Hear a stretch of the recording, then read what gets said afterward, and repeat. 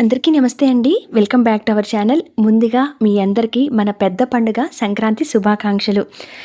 ఈ భోగి ఎన్నో భోగభాగ్యాలను, సంక్రాంతి సిరి సంపదలను, సంతోషాన్ని, కనుమ కమ్మని అనుభూతులను మీ అందరికీ కూడా కలిగించాలని, మీ జీవితం ఎప్పుడూ ఆనందంగా అన్నింట్లోనూ విజయం కలగాలని మనస్ఫూర్తిగా కోరుకుంటూ మీ అందరికీ కూడా భోగి, సంక్రాంతి, కనుమ శుభాకాంక్షలు.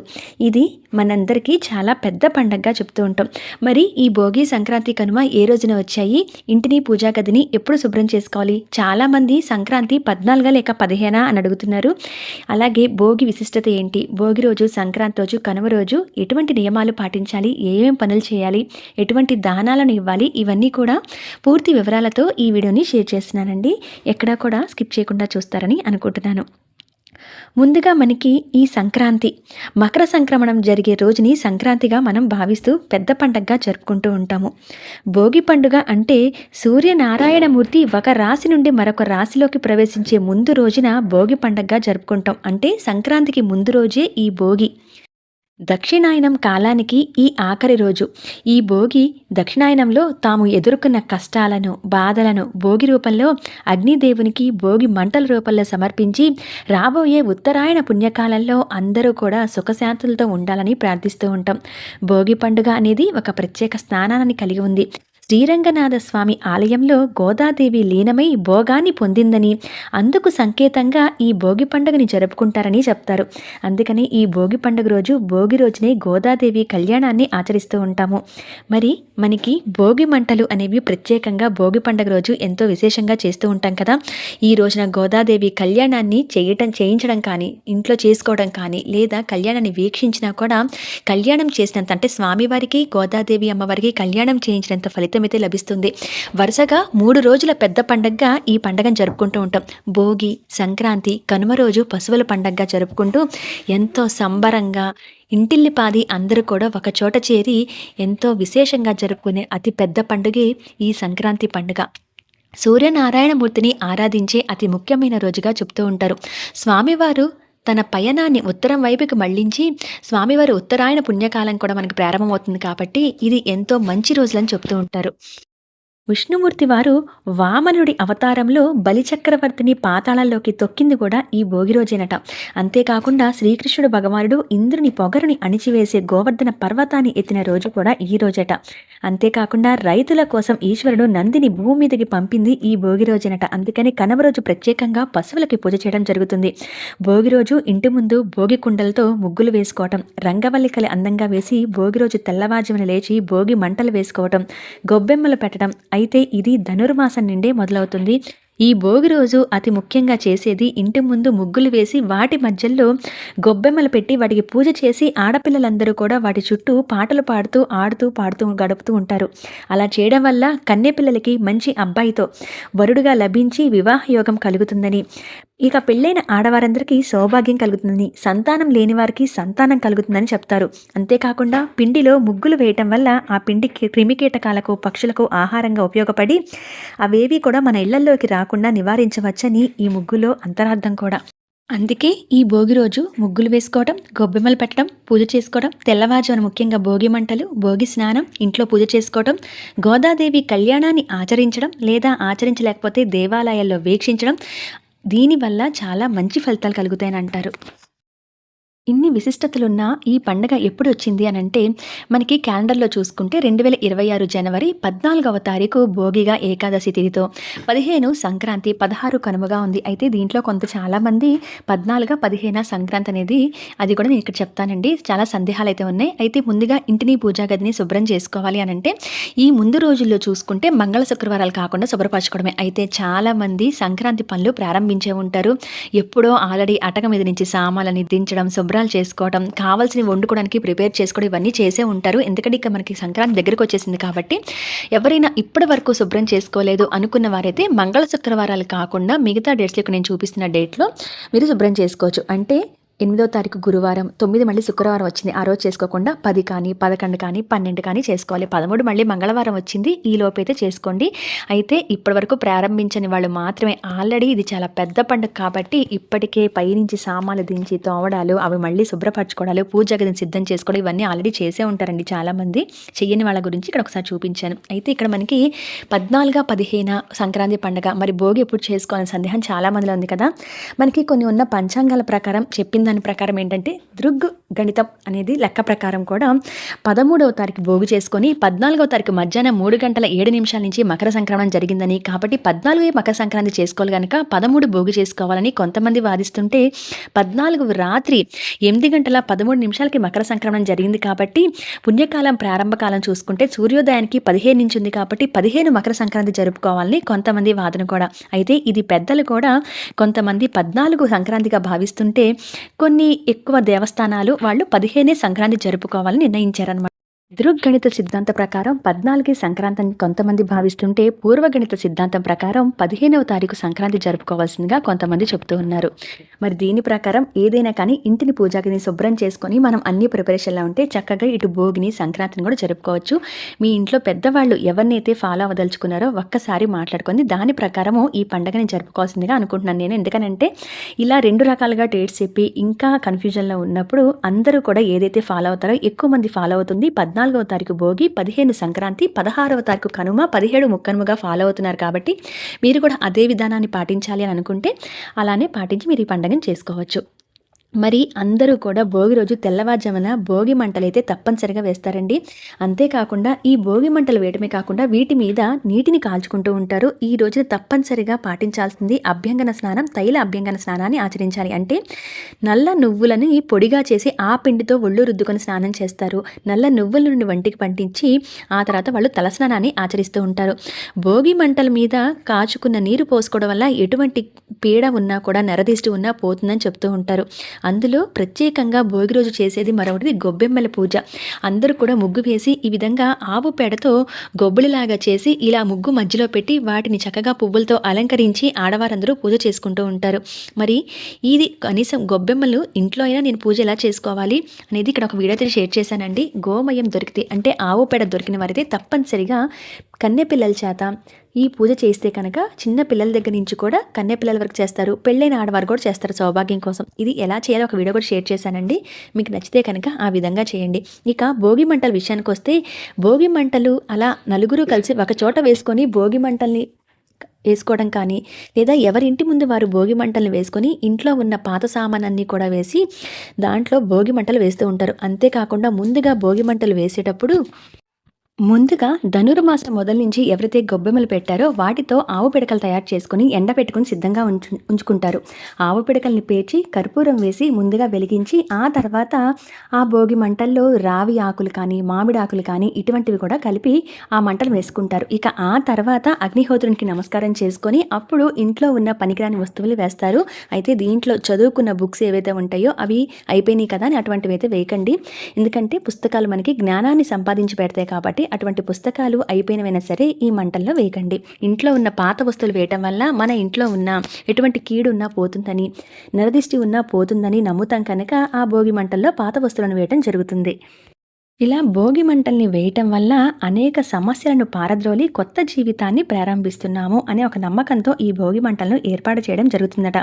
ఈ మంటల్లో పాత వస్తువులే కాకుండా ఇలా మామిడి, రావి ఆకులు, పిడకలు ఇలా శక్తివంతమైన ఇవన్నీ వేయటం వల్ల శక్తివంతమైన గాలి విడుదలై అలా ఆ మంటల దగ్గర ఉన్న గాలిని పీల్చడం వల్ల ఆరోగ్యానికి కూడా మంచి జరుగుతుందని చెప్తారు. మరి ఈ భోగి మంటలు వేసిన తర్వాత భోగి స్నానాన్ని ఆచరిస్తారు. ఇది తెల్లవారుజామునే భోగి స్నానాన్ని, సూర్యోదయానికి ముందే భోగి స్నానం ఆచరిస్తే విశేషమైన ఫలితాలు ఉంటాయట. ఉదయం 4:30 నుంచి కనీసం 6:30 లోపలైనా ఈ భోగి స్నానాన్ని ఆచరించాలి అని అంటారు. అయితే కనీసం ఇలా కొంతమంది అయితే ఈ భోగి మంటలపైనే నీటిని కాల్చుకొని ఆ నీటితో ఆ స్నానాన్ని ఆచరించడం, లేదా కనీసం మనం స్నానం చేసే నీటిలో అయినా కొంత ఈ నీటిని కలుపుకొని చేయడం వల్ల గ్రహపీడలు ఏమైనా ఉంటే పోతాయని చెప్పి పిల్లలకు కూడా ఈ నీటితో స్నానం చేయించడం వల్ల ఏవైనా దోషాలున్నా కూడా వాళ్ళకి అవన్నీ తొలగిపోయి మంచి ఆరోగ్యం కలుగుతుందని చెప్తారు. అందుకని ఈ భోగి మంటలో వేసిన నీరు కూడా పోసుకోవాలి స్నానానికి అని చెప్పి చాలామంది పెద్దవాళ్ళ నమ్మకం. ఇక ఈ భోగి మంటలు ఉదయం ఈ విధంగా వేసుకొని భోగి స్నానాన్ని ఆచరించిన తర్వాత కొత్త బట్టలు ధరించడం అనేది ఒక ఆనవాయితీగా వస్తుందండి. కొంతమంది కొత్త బట్టలు లేకపోయినా శుచిగా ఉన్న వస్త్రాన్ని ధరించి సాయంత్రం అయ్యేసరికి పిల్లలకి భోగి పళ్ళు అనేది పోస్తూ ఉంటారు. అయితే ఈ మధ్యకాలంలో పిండి వంటలు వండుకొని నలుగురు కుటుంబ సభ్యులతో కలిసిమెలిసి ఈ భోగి పండుగను జరుపుకుంటూ కూడా సంతోషంతో కాలం గడుపుతూ ఉంటారు. ఇక సాయంత్రం ఎక్కువ మంది పాటించేది బొమ్మల కొలువు. ప్రతి ఇంట్లో కూడా బొమ్మలన్నీ కూడా ఒక కొలువుగా ఏర్పాటు చేసి భోగి పళ్ళకి ఏర్పాటు చేసుకుంటూ ఉంటారు. ఇంట్లో పిల్లలున్న వాళ్ళందరూ అయితే తప్పనిసరిగా పిల్లలకి భోగి పళ్ళు పోస్తారు. అయితే సంవత్సరం పిల్లల నుంచి కొంతమంది 9 ఏళ్ల పిల్లల లోపల, కొంతమంది 12 ఏళ్ల పిల్లల లోపల కూడా ఈ భోగి పళ్ళు పోస్తూ ఉంటారు. బొమ్మల కొలువు పెట్టిన వాళ్ళు పులగాన్ని వండి ఆ బొమ్మలకి నైవేద్యం పెట్టి దాన్ని మళ్ళీ ప్రసాదంగా తీసుకోవడం వల్ల ఆయురారోగ్యాలు కలుగుతాయట. అయితే ఈ బొమ్మలు పెట్టుకోవడానికి ఎటువంటి ఆనవాయితీ అవసరం లేదండి. అందరూ కూడా సంబరంగా పెట్టుకోవచ్చు. పిల్లలకు కూడా ఆనవాయితీతో పని లేకుండా వాళ్ళకి ఇటువంటి భోగి పళ్ళు పోయటం వల్ల వాళ్ళకి బాలారిష్టాలు ఏమైనా ఉన్నా, దోషాలున్నా, వాళ్ళకి దిష్టి ఉన్నా పోతుందని నమ్ముతాం కనుక ప్రతి ఒక్కరూ కూడా పిల్లలకు కూడా భోగి పళ్ళు పోసుకోవచ్చు. ముత్తైదులను పిలిచి తాంబూలాలు ఇచ్చి వారి ఆశీర్వాదాలు కూడా పిల్లలకి ఇవ్వటం వల్ల పెద్దవాళ్ల ఆశీర్వాదం కూడా లభించి వారికున్న దిష్టి పోయి, బాలారిష్టాలు పోయి, గ్రహపీడలు ఏ ఉన్నా తొలగిపోతాయంటాం. ముఖ్యంగా ఈ భోగి రోజు నుంచే సంక్రాంతి కనుమ వరకు కూడా చేయవలసింది గోపూజ. 3 కోట్ల మంది దేవతలని ఒకేసారి మనం పూజిస్తే ఎంత ఫలితాన్ని పొందుతామో గోపూజను చేస్తే అంత ఫలితాన్ని పొందుతాం. ఎక్కడైనా గోశాలకు వెళ్ళి కానీ లేదా ఇంటి ముందుకి కొన్ని ప్రాంతాల్లో ఆవులు వస్తుంటాయి. పల్లెటూళ్ళలో అయితే ఎక్కువ చూస్తూ ఉంటాం కదా. అటువంటప్పుడు కానీ ఎక్కడైనా గోపూజ చేసుకునే అవకాశం ఉంటే కనుక తప్పనిసరిగా గోపూజను చేసుకోండి. గోవుకి వెనక భాగం గొప్పదైతే ఎద్దుకి ముందు భాగం గొప్పది. అందుకనే కనుమకి పశువులు పండగ అనేది చేస్తూ ఉంటారు. కనుమ పండగని అంటారు. అందుకని ఆ రోజు పశుపూజ చేస్తారు. గోపూజ అయితే నిరంతరం ఆ రోజు ఈ రోజున లేకుండా ఎప్పుడైనా గోపూజను చేయవచ్చు. గోవులకి ఏదైనా తినిపించడం. అయితే కొన్ని గోశాలలో బయట నుంచి మనం ఏవి పడితే ఆ ఆహార పదార్థాలు అవి పెట్టడానికి వీలుండదు కాబట్టి గోగ్రాసానికి అంటే అవి తినే పదార్థాలకి ఎంతైతే ఖర్చు అవుతుందో అటువంటిది ఏదైనా దానం ఇవ్వటం, ఆ డబ్బులు అంత ధనాన్ని దానం ఇవ్వటం కానీ గోదానం చేయటం కానీ ఇటువంటివి చేస్తే ఈ భోగి రోజు నుంచి కనుమ పండగ వరకు కూడా చాలా మంచి ఫలితాలు వస్తాయనంటారు. అటు లక్ష్మీదేవి కటాక్షం, ఆ అనుగ్రహం కూడా కలుగుతుందని నమ్ముతాం. అందుకని గోపూజ చేయడం, గోమయాన్ని గొబ్బెమ్మలుగా చేసి భోగి రోజు పెట్టడం, ఆ గొబ్బెమ్మలకి పూజ చేయడం, వాటిని పిడకలుగా తయారు చేసి అవి ఎండిన తర్వాత మళ్ళీ మనం రథసప్తమి రోజు ఆ పిడకలతో దారిని అంటే ఒక పొయ్యిలాగా ఏర్పాటు చేసి వాటి మీద మనము మంటను వెలిగించి అక్కడ పాలు పొంగిచ్చి మనం పొంగలు వండి సూర్యనారాయణమూర్తికి నివేదన చేస్తాం. దానివల్ల కూడా ఆరోగ్యం కలుగుతుందని చెప్తాం. ఇది మరి భోగి పండుగ విశిష్టత. మరి భోగి పళ్ళు పోసే సమయం కూడా సాయంత్రం 4:30 నుంచి 7:30 లోపల కూడా మీరు మొదలుపెట్టి పిల్లలకి భోగి పళ్ళు అనేవి పోసుకోవచ్చు. ఇక మరుసటి రోజు సంక్రాంతి. పెద్ద పండగలో ఇది రెండవది. సంక్రాంతి అందరికీ కూడా పెద్ద పండగే. సూర్యుడు రాశి మారిన ప్రతిసారి కూడా సంక్రమణం అని అంటాం. ధనస్సు రాశి నుండి మకర రాశిలోకి సంక్రమించేటప్పుడు జరుపుకునే పెద్ద పండగే ఈ మకర సంక్రాంతి. 3 రోజుల పండగగా జరుపుకుంటే భోగి, సంక్రాంతి, కనుమ మధ్యలోది ఈ సంక్రాంతి అన్నమాట. ఈ సంక్రాంతి సమయానికే పొలాల నుండి ధాన్యం ఇంటికి చేరుతాయట. చేతికి అంది వచ్చిన పంటను చూసి రైతులు ఎంతో ఆనందంగా జరుపుకుంటారు. ఈ కొత్త బియ్యానికే బెల్లాన్ని జోడించి అప్పాలు, అరిసెలు, పొంగలి ఇలా ఎన్నో రకాల పిండి వంటలు చేసుకుంటూ ఉంటాము. ఈ సంక్రాంతి రోజు నుంచి బసవన్నల సందడి కూడా మొదలవుతూ ఉంటుంది. పితృతర్పణాలు వదిలే అతి ముఖ్యమైన రోజు. ఈ రోజున పెద్దలకి బట్టలు పెట్టుకుంటూ ఉంటారు. వాళ్ళకి ఇష్టమైన పిండి పదార్థాలన్నీ కూడా వండి వాళ్ళకి నివేదన చేస్తూ ఉంటారు. ఇలా పెద్దవాళ్ళు అంటే వారి ఇంట్లో గతించిన వారు ఎవరైతే కాలం చేసిన వారు ఉన్నారో వారి తాలూకు ఆశీర్వాదం కూడా ఇంటి కుటుంబం మొత్తానికి ఉండటానికి ఈ సంక్రాంతి ప్రత్యేకంగా పెద్దలకు పెట్టుకోవడం అనేది జరుగుతూ ఉంటుంది. ఈ రోజున శివయ్యకు కూడా ఒక పూజ ప్రత్యేకంగా చేసుకుంటూ ఉంటారు. ఇది నేను కావాలంటే ఒక వీడియోని షేర్ చేయగలనండి. ఎవరికైనా కావాలంటే కింద కామెంట్ చేయండి. శివుడికి అభిషేక ప్రియుడు కదా, పేరు నెయ్యిని ఆయన మీద పెట్టి ఆ శివలింగం మీద పెట్టి ఆ తర్వాత నెయ్యిని కరగపెట్టి ఆవు నెయ్యిని దాంతో శివునికి అభిషేకం చేస్తూ ఉంటారు. నాకు కుదిరితే కనుక ఒక వీడియోని షేర్ చేస్తాను. ఈ సంక్రాంతి రోజు ముఖ్యంగా చేయవలసింది పితృతర్పణాలు. పెద్దలకి బట్టలు పెట్టుకోవడం, వారికి కొన్ని పదార్థాలు వారు ఇష్టపడేవి ఏవైతే ఉంటాయో అవి నివేదించడం, వాటిని ప్రసాదంగా తీసుకోవటం, కూష్మాండ దానం చేయటం. ఈ బూడిద గుమ్మడికాయని కూడా దానం చేస్తారు ఈ రోజున. కంబళి అంటే కప్పుకునే దుప్పట్లు ఉంటాయి కదా, అటువంటివి దానం చేస్తూ ఉంటారు. ముఖ్యంగా సంక్రాంతి రోజు పెరుగును దానం చేయాలట. సంతానం లేని వారికి పెరుగును ఎవరికైనా దానం చేస్తే వారికి అతి శీఘ్రంగా సంతాన యోగం కలుగుతుందట. మరి ఇక్కడి నుంచి ఇలా గంగిరెద్దులు తీసుకొని ప్రతి ఇల్లు కూడా తిరుగుతూ వారు సందడి చేస్తూ ఉంటారు. ఇలా ఇంటి ముందుకు వచ్చినప్పుడు మనకి తోచింది, మనం ఇవ్వగలిగింది సాయం చేయడం వల్ల మనకి మంచి ఫలితం కలగటమే కాకుండా బియ్యము, బెల్లము, డబ్బులు ఇటువంటివి గాని అడుగుతుంటారు కదా! ఎవరి శక్తి మేరకు వాళ్ళకి ఇవ్వటం వల్ల అటు నంది అంటే శివుని వాహనం కాబట్టి నంది, ఆయన అనుగ్రహం కూడా కలుగుతుంది అని చెప్తూ ఉంటారు. పెద్దలకి కూడా మధ్యాహ్నం 12 లోపల వాళ్ళకి బట్టలు పెట్టుకోవడం, ఏదైనా నైవేద్యాలు పెట్టడం అనేది కూడా చేస్తూ ఉండాలి సంక్రాంతి రోజు. ఇలా భోగి మంటలు, భోగి స్నానం, గొబ్బెమ్మలు, అందమైన ముగ్గులు, బసవన్నలు, హరిదాసులు, బొమ్మల కొలువు, భోగిపళ్ళు ఇలా ఎంతో సంబరంగా జరుపుకుంటూ ఉంటాం కదా! ఈ సంక్రాంతి రోజున గాలిపటాలు ఎగరవేయటం అనేది ఆనవాయితీగా వస్తూ ఉంటుంది.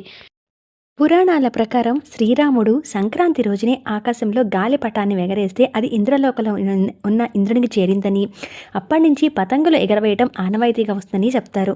అందులో ఈ సంక్రాంతి నుంచి ఉత్తరాయణ పుణ్యకాలం ప్రారంభమవుతుంది. మనకి 14వ తారీఖు భోగి అయితే ఆ రోజు గోదాదేవి కళ్యాణం కూడా జరిగి ఆ రోజుతో ఇక ధనుర్మాసం కూడా చివరి రోజుగా ముగుస్తుంది. ఈ రోజునే ఈ సంక్రాంతి రోజునే శబరిమలలో అయ్యప్ప స్వామి మకర జ్యోతి దర్శనం కూడా ఈ సంక్రాంతి రోజునే మనకి జరుగుతూ ఉంటుంది. అసలు సంక్రమణం అంటే ఒక చక్కని పద్ధతి అయిన నడక అని అర్థమట. కాసేపు వేగంగా, కాసేపు నెమ్మదిగా కాకుండా ఒక్కొక్క నెలలో ఒక్కొక్క రాశిలో పద్ధతిగా గమన వేగంతో సూర్య భగవానుడు రాశులు మారుతూ వస్తాడట. అందుకే ఏ రాశిలోకి వస్తే ఆ సంక్రమణం అంటారు.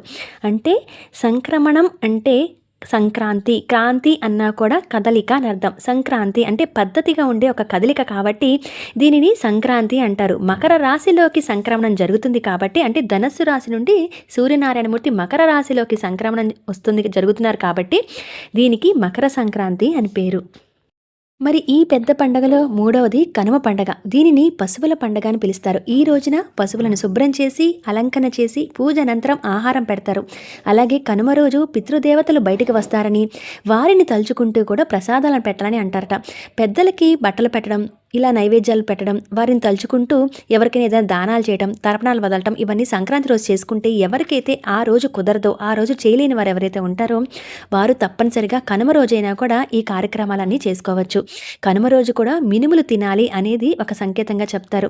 అంటే మినుములు తినటం వల్ల ఆరోగ్యం చేకూరుతుంది అని చెప్తారు కనుక మినపగారెలు ఎక్కువగా కనుమ రోజు వండుకొని తింటూ ఉంటారనమాట. మరి ఎప్పుడు ప్రయాణం చేయొచ్చా అంటే తొందరగా ఆడపిల్లలందరూ కూడా పుట్టింటికి వెళ్తూ ఉంటారు సంక్రాంతికి. అయితే కనుమ రోజు తిరుగు ప్రయాణం అవ్వకూడదు అని అంటారు. అది కొత్తగా పెళ్ళైన వారు అవ్వచ్చు, ఆల్రెడీ ఎన్నేళ్ల నుంచి వెళ్తున్న వారైనా ఎంతో అత్యవసరం పడితే తప్పితే కనుమ రోజు ప్రయాణం చేయకూడదు అని అంటారు. మనకి ఏదో కొన్ని సామెతలు ఉంటూ ఉంటాయి కదా, కనుమ రోజు కాకి కూడా కదలదు అనే సామెత ఉంది. కాబట్టి ఆ రోజున ప్రయాణం చేయకపోవడమే మంచిది.